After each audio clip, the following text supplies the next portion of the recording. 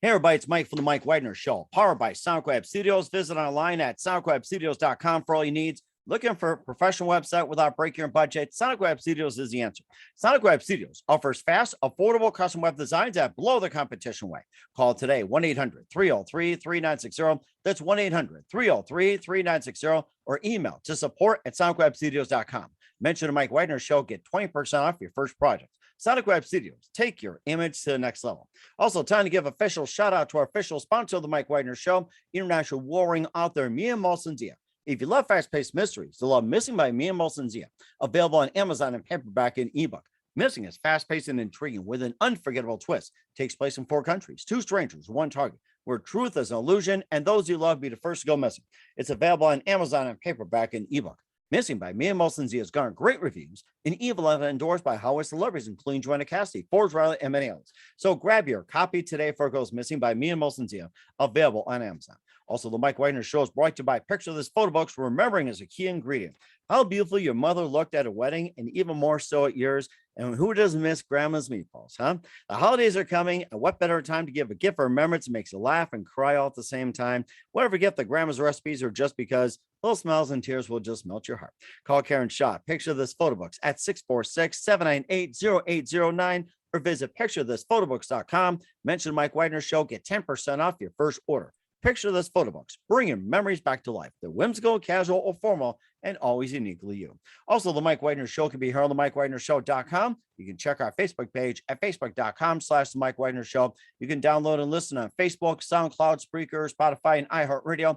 Also on Anchor FM, iTunes, Google Play, Amazon, Audible, and Apple. Coming soon to Podbean, Buzzsprout, Pandora, and TuneIn, and heard worldwide. Geo 7, Radio Public, Himalaya, and more. Take the Mike Widener Show on any mobile device. Subscribe to the Mike Widener Show on the YouTube channel. Follow us on Instagram and Twitter today. And for great gift ideas, go to Amazon.com and check out the Mike Widener Show, or Amazon.com under the Mike Widener Show podcast. T-shirts, pop sockets, throw pillows, tote bags, and all kinds of goodies. Check it out. Amazon.com makes great gifts 24/7. And don't forget to check out the Me and Molson-Zia store on Amazon for great books like Missing, Once, Wrinkles, T-shirts, pop sockets, hoodies, and a lot more. Amazon.com/Me and Molson-Zia, and check out the store today and buy some merchandise. And don't forget to support us on Anchor FM as well as PayPal, and donate generously to the MikeWidenerShow.com. Make sure you do so today. We're here with a very, very, very wonderful gentleman who's an artist from Brooklyn, New York, and he grew up on Long Island and now living in Maui. And I love to be there right now. And he has a great story. He was hired by Paramount Pictures as art director at 21 and received the Grammy in the first year for the Crowfoot album cover. We'll talk about that. He began his own agency 2 years later, and he has got offices all over the world, including New York, London, and LA, and working for top record companies. And of course, he's best known for the Rolling Stones logo you see all over the news, albums, and T-shirts, concerts, and got the mouth and tongue like this. Well, if you recognize it, then you'll know what it means. And here's the gentleman behind it. And not only he's did the Rolling Stones, he also did Sarah Vaughan, Elton John, Billy Joel, Ray Charles, and some movies too, like Love Story, Willy Wonka and the Chocolate Factory, one of my favorites, Malcolm X, and more. Live, ladies and gentlemen, from the Plus Studios in beautiful downtown Hawaii. And we love to be there right now. The very, very multi-talented artist, Ruby Mazur. Ruby, good morning, good afternoon, good evening. Thanks for joining us. Good morning. Good morning. Good morning. Oh my gosh. I mean, you just got a great story to tell as well too, Ruby. So you grew up in Brooklyn and you're living in Maui, and you got hired by Paramount Pictures as art director at 21 and received the Grammy in your first year for one of your album covers. You also began your own agency, and you also did a lot of artwork for the Rolling Stones, Billy Joel, Ray Charles, Sarah Vaughan, and a lot more. 3,000 album covers you've done. And of course, you also went on to some other works as well. We'd love to hear more about it. And before we get into all that, Ruby, tell us how you first got started. At 5 years old, I was driving my mother crazy. I think we were all visiting did. our I'm sorry? I think we all did at 5 years old. Yeah. But she told my dad to keep me busy, so he grabbed a pencil and a piece of paper and showed me how to draw a glass by 2 ovals, 2 straight lines, and I just did it. And all of a sudden I started doing more and more. So at 5 years old, I had my first one-man exhibition on my mom's refrigerator door. Oh my gosh. I had about 50 drawings in color crayons, whatnot, of glasses. And I made $1 for each one. So I cleaned up with $50 when I was 5 years old. That got me hooked. Oh my goodness. And I've been drawing and painting ever since. Huh. That is amazing. And of course, I was going to ask you, what was that precise moment that influenced you? And you pretty much answered that question. And who are some of your favorite artists growing up? Painters, you mean? Artists? Van Yeah, Gogh was one of my artists, favorites. I painters, love or the French. anybody like that. Yeah. I love the French Impressionists. As a matter of fact, I love them so much. I'll tell you the names of my 4 children. Mm-hmm. My daughter's name is Monet. Mm-hmm. My oldest son is Matisse. Huh. And my twin boys are Cezanne and Moreau. Oh my goodness. That is so unique. And I used to have a dog named Chagall. I wish I would name my dogs like that. I think the next one I'll get is Beethoven, and I'll name the cat Bach. It's like, yeah, Bach cat. There you go. Oh my God. Wow. So when I went to college, I first went to School of Visual Arts in New York. Mm-hmm. Then I went to Philadelphia College of Art and left in my 3rd year at Philadelphia. I was just anxious to get out and work. A friend of mine told me the Paramount Studios was opening up a record division in the Gulf and Western building, Mm-hmm.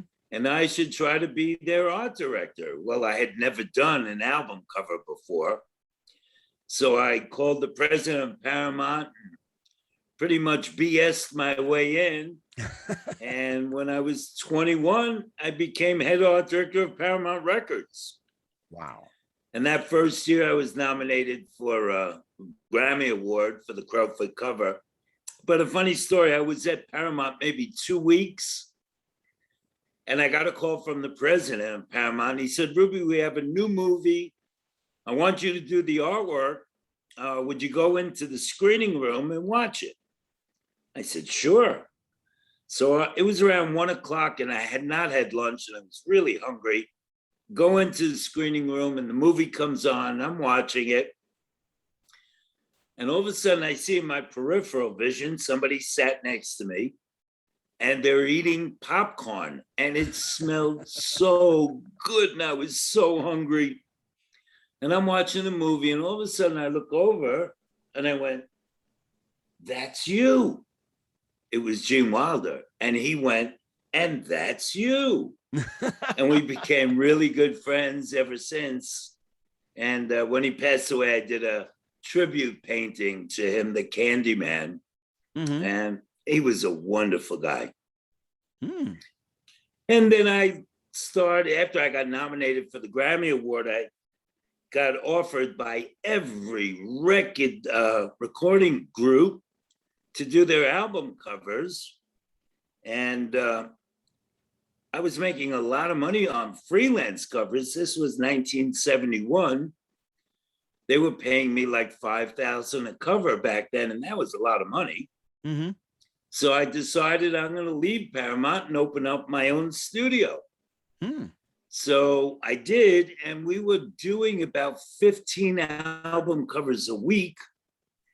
And then I said, you know what? Half the music is coming out of California. I'm going to go out and open up a West Coast office as well. Wow. Well, I did, and we doubled it. We started doing 30 covers a week. I was like a rock star. And then one day my secretary buzzed in and she said, Ruby, I have Mick Jagger on the phone for you. I thought it was one of my friends screwing around.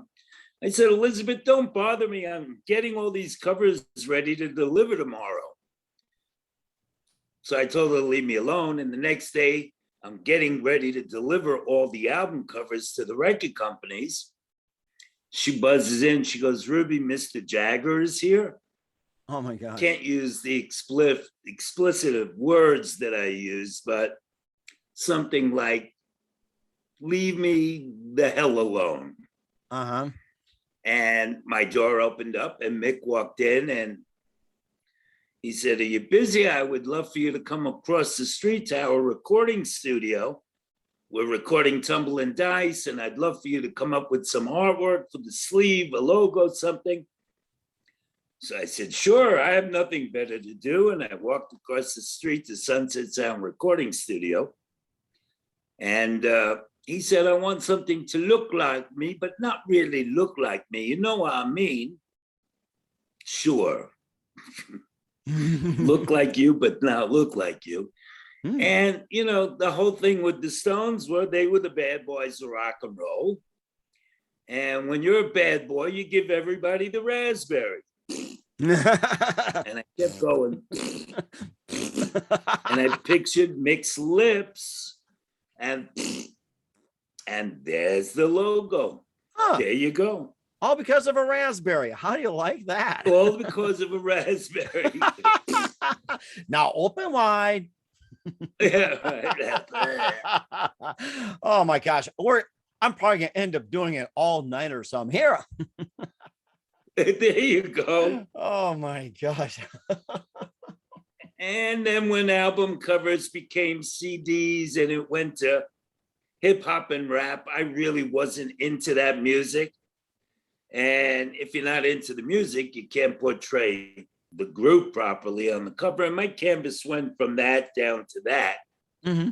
So I just started painting classic rock artists, and I've been in galleries all over the world, and it's been very exciting. It does sound exciting. And of course, you also create a painting of a model with a cigar in her hand, and also it was purchased by one of the Saudi Arabian princesses as well too. It's like before the paint even dried, it's like he really wanted to get that painting, didn't he? Yeah. Prince Mohammed Al Sudiari of Saudi Arabia. Oh my god. He came up to my loft and fell in love with the painting, and he said, can you pick it up at the hotel, the money up tomorrow? Mm-hmm. He's a prince, I'm sure he's good for it. And I went up to the hotel floor, and his secretary was sitting there at a beautiful desk. And I said, hi, I'm Ruby Mazur. I was supposed to pick up a check from the prince. And she hands me a brown paper bag filled with cash. Really? Really. Oh my gosh. And I said, well, thank you very much. Do you mind telling us how much was in that paper bag? It was $50,000. $50,000 cash. Ooh, I don't know if I could picture it. It's like, do you think it would held up in plastic? Maybe you wonder about that. No, it was a brown paper bag, like from the grocery store. Oh my goodness. Wow. Give it to me in a nice leather suitcase or something. A brown paper bag? 50 grand is 50 grand. Oh my goodness. I wish somebody gave me 50 grand, maybe 100 grand in a brown paper bag. I miss having those brown paper bags. I really hate the plastics. I have one better than that. Do you know about NFTs? NFTs. Non-fungible token, like Bitcoin, the whole currency, cryptocurrency. Oh, well, that, yeah, okay. It's a brand new form of art where they take the painting and you digitalize it, and it's encrypted, and there's only one made. It's a brand new form of art. Wow. So this being my 50th year of having created the Mouth and Tongue originally for the Tumble and Dice record sleeve, I had a big exhibition here on Maui of all my Mouth and Tongue paintings. Mm-hmm. And they were all made into NFTs as well. So you had the actual painting on the wall, and then on a TV screen, you had this digital artwork of that painting. Oh, wow. And it goes up for a worldwide auction. And one of them, within a half hour, was sold for $1.1 million. Seriously, 1.1 million on Bitcoin? Yes. Oh my gosh. No, they paid me in American green. Wow. 1.1 million for this digital artwork. Amazing. Wow. That beat the 50,000. Mm-hmm. Yeah, and it does sound like it. And of course, I'm looking at the screen behind you as well, too. That and I'm looking over here that you got two of the Three Stooges. It looks like you've got Curly playing the trombone, and or no, is it Larry? And I think you got Curly. I can't Mo see and what he's Curly. doing. Yeah, Mo and Curly. That's right. It's like, Yeah. oh my gosh, Curly playing the trombone. Wow.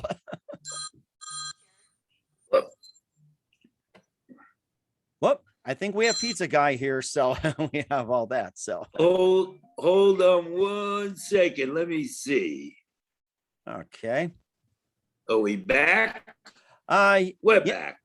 Oh, okay. We Sorry are about back. that. Okay. I think somebody's trying to call and say, hey, did you order pizza or something? So Yeah, probably. okay. So now, with this NFT thing really going crazy, I'm doing a new one of Elliot Randall from Steely Dan Mm-hmm. with Reelin' in the Years, with the music encrypted with the art. So we're going to be releasing that soon. And I'm doing another one of Jim Croce. I had done his Life and Times album cover. Oh wow, he was Well, I amazing. did a painting of Jim, and I'm still friends with his wife, Ingrid. Mm-hmm. So we're releasing on September 30th. That's when Jim passed away in the plane crash. So I'm going to be releasing his NFT, and we're celebrating his life on the 30th of September. But the very exciting thing was I was asked to be a guest speaker at the 9/11 Memorial in New York City. Oh wow. On September 11th. So I'm going to be heading over to New York to remember some of my friends that passed away on that horrific day. Yes, and I think that was like on the Twin Towers as well too. And were they part of your group that you worked with, or were there people that appeared in your album covers? So how was that connection with the 9/11? I'll tell you, a year ago, I was diagnosed with a 2.5 centimeter brain tumor. Mm-hmm. I was given 6 months to live. I am in remission, and I'm still kicking butt, and it's a miracle. But I donated a lot of money to the Let Me Help Foundation, the cancer research. Oh yes, that's a great organization. They're holding a special event at the Twin Towers, and I'm going to be releasing another one of my NFTs right there at the site, and we're donating more money to the Let Me Help Foundation, and I'll be speaking there. Wow, that is so amazing. And of course, we'll hit upon some of the people you did album covers for. But first, listen to the Mike Wagner Show at the MikeWagnerShow.com, powered by Sonic Web Studios. Visit online at SonicWebStudios.com for all your needs. Looking at a professional website without breaking your budget? Sonic Web Studios is the answer. Sonic Web Studios offers fast, affordable custom web designs that blow the competition away. Call today, 1-800-303-3960. That's 1-800-303-3960, or email to support@SonicWebStudios.com. Mention the Mike Wagner Show, get 20% off your first project. Sonic Web Studios, take your image to the next level. Also, time to give official shout out to our official sponsor of the Mike Wagner Show, international warring author Mia Molson-Zia. If you love fast-paced mysteries, you'll love Missing by Mia Molson-Zia, available on Amazon in paperback and ebook. Missing is fast-paced and intriguing with an unforgettable twist. Takes place in 4 countries, 2 strangers, and 1 target, where truth is an illusion and those you love be the first to go missing. It's available on Amazon in paperback and ebook. Missing by Mia Molson-Zia has garnered great reviews and even loved and endorsed by Hollywood celebrities, including Joanna Cassidy, Forbes Riley, and many others. So grab your copy today before it goes missing by Mia Molson-Zia, available on Amazon. Also, the Mike Wagner Show is brought to you by Picture This Photo Books, where remembering is the key ingredient. How beautiful your mother looked at a wedding, and even more so at yours. And who doesn't miss grandma's meatballs, huh? Holidays are coming. What better time to give a gift of remembrance and make you laugh and cry at the same time? Whatever you get for grandma's recipes or just because, those smiles and tears will just melt your heart. Call Karen Shaw, Picture This Photo Books at 646-798-0809 or visit picturethisphotobooks.com. Mention the Mike Wagner Show, get 10% off your first order. Picture This Photo Books. Bring your memories back to life. They're whimsical, casual, or formal, and always uniquely you. And don't forget to check out the Mike Wagner Show on over 30 podcast platforms. Take the Mike Wagner Show with you on any mobile device. Subscribe to the Mike Wagner Show on the YouTube channel. Follow us on Instagram and Twitter today, and check out the Mike Wagner Show merchandise at themikewagnershow.com. Also on Amazon.com under the Mike Wagner Show podcast. And for more great gift ideas, go to Amazon.com and check out me and Motion Zia's great books like Missing, Once, Wrinkles, and great t-shirts, pop sockets, hoodies, and more. Also, give a generous donation to the Mike Wagner Show, also on Anchor FM/support and PayPal, and make sure you do so today. We're here with the very terrific, multi-talented artist from Brooklyn, New York, now living in Maui, Ruby Mazur, here on the Mike Wagner Show, best known for the Rolling Stones logo using the Tumblin' Dice album, and it's made history ever since. And before we talk about some of the works you've done with Elton John, Billy Joel, Ray Charles, and more, and have you gotten a phone call from Mick Jagger lately to see about, hey, how's my logo doing? Or, hey, you want to play something or whatever it is, or checking up on you? So I'm sure you're still I getting think he's a little busy. And Leave I a am message. too. No. Mhm. Although I did have dinner a couple of months ago in Los Angeles with Jane Rose, Keith's personal manager of 45 years. Mhm. And over dinner, she was asked, would you ever do a book about Keith? And she goes, never. Really? Wow. Never, ever. She's got skeletons and stories. She would never do it. Oh, wow. Keith's had a rock and roll life, you know. Mm-hmm. So she's honest and honorable and faithful to her artists. So she would never divulge any of the craziness that has happened over the years. Mm-hmm. Right. And of course, that's understandable as well, too. You worked with Elton John, Billy Joel, Ray Charles, and one of my favorites, Sarah Vaughan. And, tell us what it's like working with these guys, and especially the iconic Well, it was album very covers. funny. I remember I was in the recording studio with Sarah Vaughan, and I was amazed. I mean, Sarah Vaughan was one of the all-time greats. Mm-hmm. And she's in a little glass booth, and the tracks were playing, and she's knitting as she's sitting in the booth, and she starts belting out her song and never missed a stitch. Really? While I'm knitting, watching. that is a skill. Wow. While didn't miss a stitch. It's pretty amazing. Oh my gosh. I mean, that had to be Yeah. amazing. I remember watching a Motown special, and you know how they came from the South up to Detroit and started Motown Records, where they were offered jobs at $10 an hour. This was like in the 1900s. It was like equivalent to Right. like 50, $60 an hour, $10 an hour. It's like, hey, this is great, better than $1 an hour. How much they made in the South. And they had a drummer there who had played on one of Marvin Gaye's tracks, and he was on the bongos, and here he was reading a girly magazine while he was doing the bongos, and they're like, aren't you supposed to be concentrating on music? And he's like, this sounded better than what he was doing before than actually concentrating on the music. Yeah, they're amazing. Yeah. I remember while I was still at Paramount, I had to go see a screening of another movie called Friends. Mm-hmm. And there was this English guy that was doing the music. And it was his first album, American released album. So after this very flamboyant guy and his partner come walking into my office, it was Elton John. Mm-hmm. And we're talking, and I'm telling him the idea that I had for the cover. I wanted to do like a line drawing of a boy and a girl kissing. And he went, okay, that's cool. And he loved it. And he was very obviously gay. Mhm. This was 1970, 71. It was, I think that was And released around that time. Yes. yeah. And when I was designing the cover, I figured, I want to give Elton a flair. So I did the whole album cover in hot pink magenta Wow. with the line drawing over it. Mm-hmm. So it went from my hands into production, and they printed up like 500,000 albums.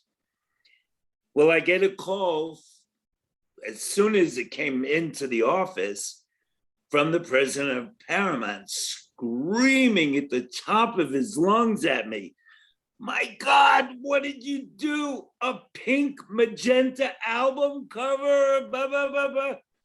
Elton's gonna hate it. You're crazy, Ruby." I said, relax. He's gonna love it. So, a long story short, Elton loved it. I had dinner with him a couple of years ago here in Maui, and I was backstage and we're talking, and I told him this story. He goes, "I love that cover." I said, "Thank you." He said, that was one of the best albums and cover. He remembered from 50 years ago our conversation of back in my office designing that cover. It was incredible. I mean, I had not spoken to him in 50 years. Mm-hmm. He remembered every bit of the conversation we had. Loved the album cover. So we had a good laugh. And it turned out to be a really good movie too, with a really good soundtrack. And I think it It had was a great movie. oh, it was. I remember watching it a while back and listened to his much early work. And I thought, wow, it's just like, I mean, who would have thought that young he would just be amazing in that area, and 50 years later. Fabulous It's like, music. oh, Making friends for the world to see. It was great. oh, boy, I wish I could sing that right now. And of course, he also did Billy Trust Joel's. me, I can't sing, but it's in my head. Join the club. It's in my head. Oh, join the club. I in my head too. Yeah. I tried to sing, I probably get fired for the show. Right. I sounded more like a frog than a singer. More like a frog. Yeah. Right. And he also worked with Billy Joel as well too. And tell us more about him working with Billy. Well, Billy, my dad owned a nightclub on Long Island. And my brother and I would come back from Philadelphia. We were in college at the time every weekend. And my father asked us to audition the bands to play at the club because we were young. Mm-hmm. I was like 19. My brother was 21. And this one group came in and we really liked them. They were called the Hassles. Mm-hmm. So my brother and I looked at each other and we said, we're going to manage this group. We knew nothing about managing a group, but we're going to manage the group. So we started managing and booking them in other clubs on Long Island. And they became like the happening group on Long Island. We made a record deal, had a couple of minor hits. In 1965, the keyboard player overdosed. So we had to audition a new keyboard player. So every kid on Long Island wanted to get into the Hassles because they were the happening group. Mm-hmm. Well, this one was terrible, that one was terrible, this one was terrible. And then at the end, this short, stocky, short-haired, stubby-fingered kid comes walking in and goes, "I want to be in the Hassles." And when my brother and I looked at each other like, oh, God. What? Okay, let's see what you got. And he gets behind the Hammond B3 organ and he starts playing. And my brother and I look at each other like, what? And this kid was like playing, but he wouldn't move. He was just like, so I said, well, I'll work with him. I'll get him to move his head because everybody had long, flowing hair in the group except this kid. So we decided we're going to bring him into the group. He was that good. Mm-hmm. Well, his mother kicked him out of her house. So my parents finished up the basement and the kid moved into my basement. The group broke up. My brother and I decided we're going to manage this kid. And he started writing songs. We took him into the recording studio, recorded a whole album. 13 record companies turned us down. Sounds like Elton John, sounds like Paul McCartney. Make a long story short, we made a record deal with Paramount. The kid was Billy Joel. Oh, yes. Yes. Oh, yes. So he lived in my basement of my parents' house. And he's now Billy Joel. Boy, how do you like that? Wow. And I still remember when Piano Man first came out, even before The Stranger, and I think he had a couple others. What was it? Captain Jack, and then they had The Entertainer, which described a lot of the one-hit wonders. It's like it sold 1 million at first, but then you find it in the dollar bin at like in an apartment store. Well, his first album, which was the cover I designed for, was Cold Spring Harbor. It was a black and white cover. She's Got Away was on there. Everybody Wants You Now. Mm-hmm. So that was his first album, solo album. Mm-hmm. Yeah. Wow. Yeah, he's done okay for himself. Mm-hmm. And it's gotta be something too. And of course, he's known for marrying Christy Brinkley. It's like, who saw that coming? So, oh my gosh. So, and of course,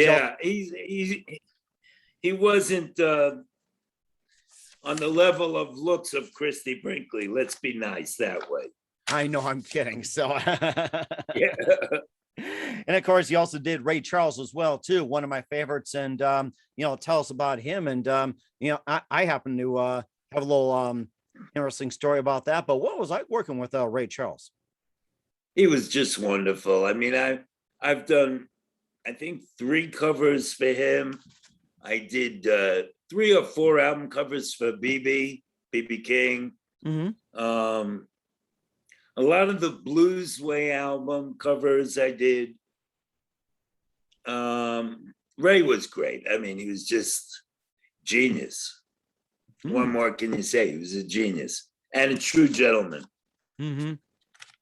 And I always loved Ray Charles' music, always. Oh, definitely one of the best. And he also got inducted to the Country Music Hall of Fame, Rock and Roll Hall of Fame. It's like, boys, it's like, and even jazz too. And he was also the first. I remember watching a story about him that he actually was the first artist to actually own all his recordings when he broke away from Atlantic and went with ABC Paramount. Yeah. And the deal was that he wants to own all his recordings, not the record company. And they looked at him like he was nuts, but he paved the way for everything else. Yes, you own your recordings. Like Prince went through the same. Mm-hmm. Yeah. Right, exactly. It's like you record it, you own it, plain and simple. Yeah. Yeah. Mm. Oh, very true. and of course, so you also had done 3000 as well too. And what was probably the most unusual story you encountered when it came to doing an album cover? Maybe like the most unusual request that you had.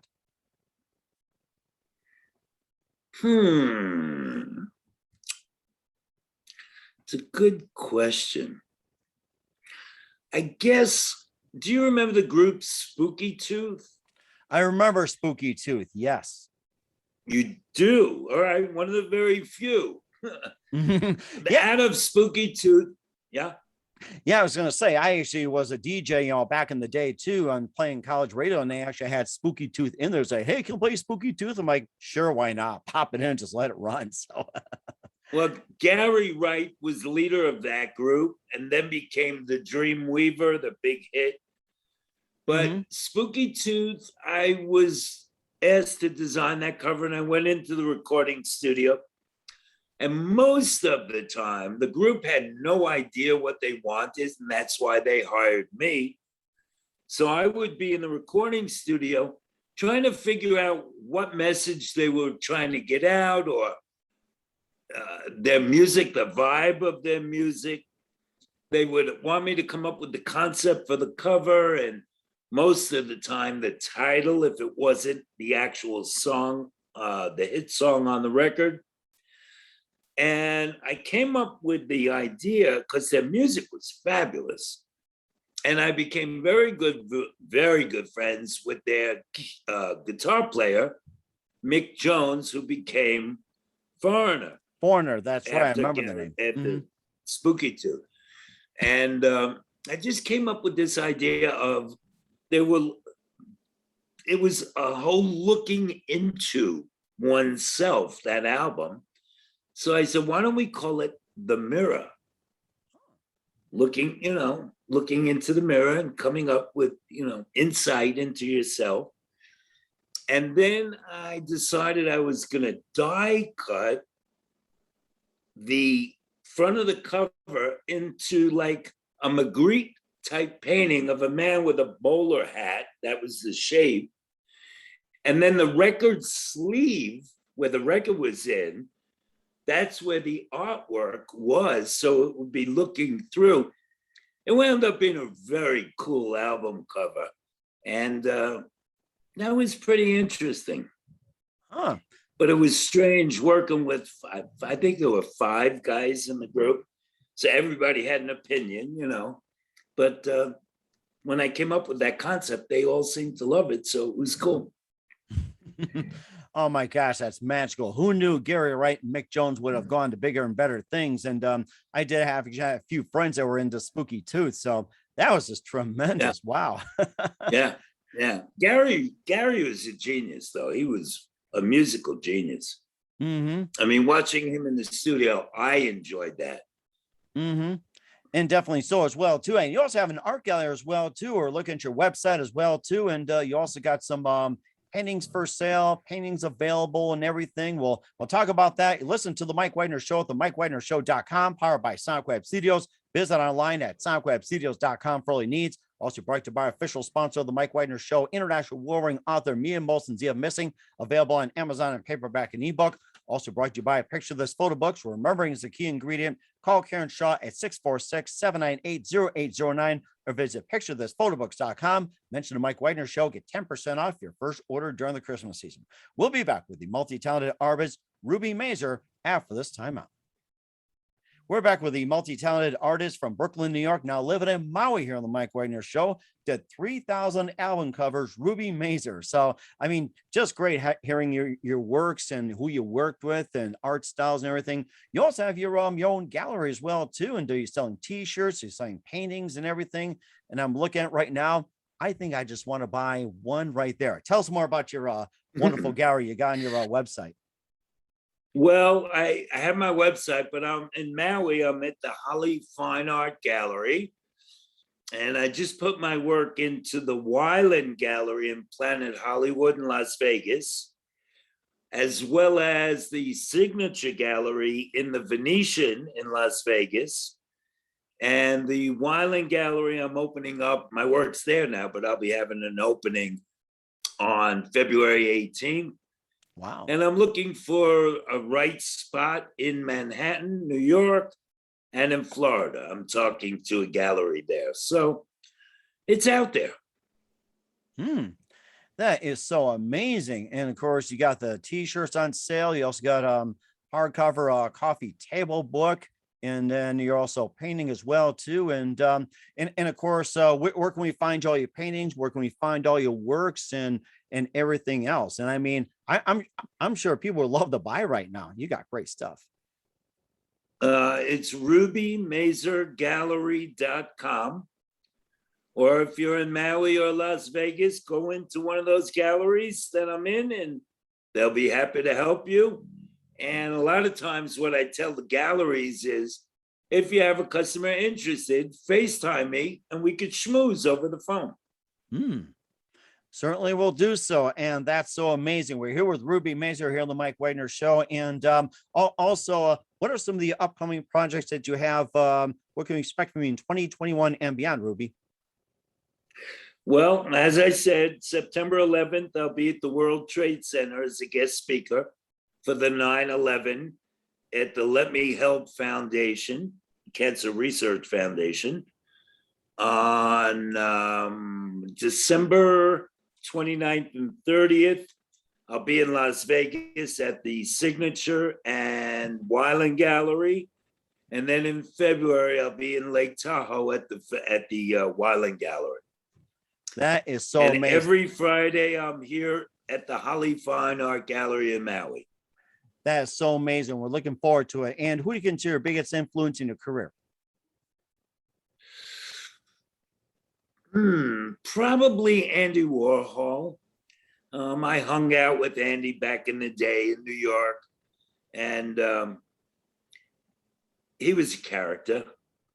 He was a character, and the only difference is Andy had like 14 assistants helping him do his work. I do it all by myself.